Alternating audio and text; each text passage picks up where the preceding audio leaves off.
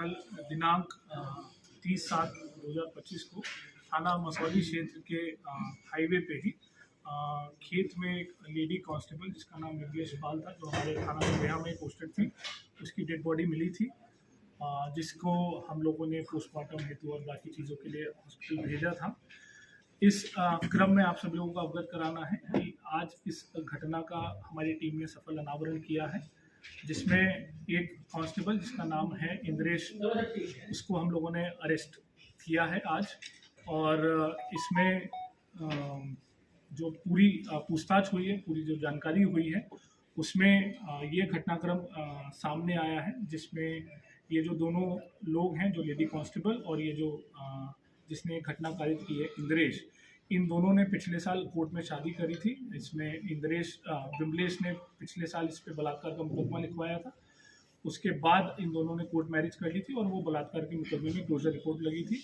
लेकिन शादी करने के बावजूद भी ये इसको पत्नी की तरह साथ नहीं रख रहा था, और जो ये लेडी कांस्टेबल थी, इसका ग्रीवांस ये था कि मुझे पत्नी की तरह ही साथ में रखो और प्रॉपर सारा फंक्शन वगैरह हम लोगों का होना चाहिए। इसी को लेके ये परेशान रहता था, क्योंकि ये इसको पत्नी के तौर पे नहीं रखना चाहता था।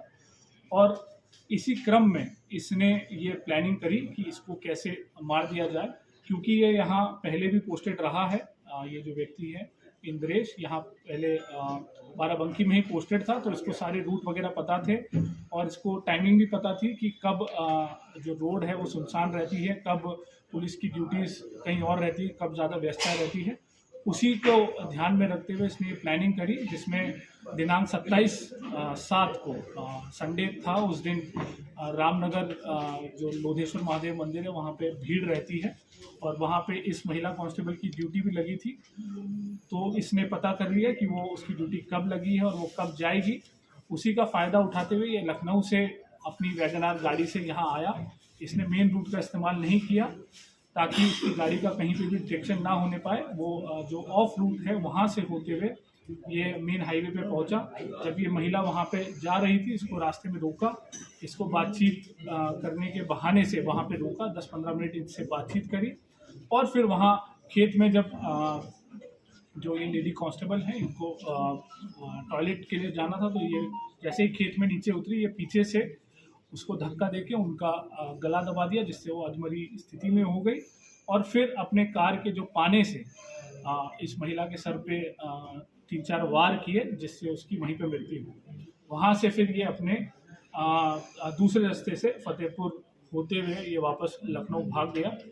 और इसमें इस व्यक्ति पे किसी को भी शक ना हो, इसके लिए इसने लगातार उस रात के बाद से इस महिला के फ़ोन पे वो लगातार मैसेज करता रहा, ताकि वो अलीबाई क्रिएट कर सके कि मुझे भी नहीं पता है कि मेरी पत्नी कहाँ है और मैं खुद उसको लगातार फ़ोन कर रहा हूँ। पर इसमें हम लोगों ने सारे साक्ष्य संकलन किए, जिसमें तमाम सीसीटीवी फुटेज और बीटीएस और सर्विलांस का इस्तेमाल करते हुए हम लोगों ने ये चीज़ और एविडेंसेस निकाले हैं, जिसमें ये व्यक्ति लखनऊ से बाकायदा अपनी वैगनार गाड़ी से यहाँ आया। करीब हमारे पास 5 फुटेजेस भी मिली हैं, जहाँ बीच में ये जाता हुआ दिख रहा है, और फिर घटना कारित करने के बाद भी हमें सीसीटीवी फुटेज मिली है। इसके अलावा जो इन लोगों की आपस में उस घटना वाले दिन की जो बातचीत है, उससे भी काफ़ी हमें क्लू मिले हैं, जिसमें इसने शाम को 7 बजे इस महिला से बात करके उसकी लोकेशन ली और फिर अपनी प्लानिंग उस हिसाब से की।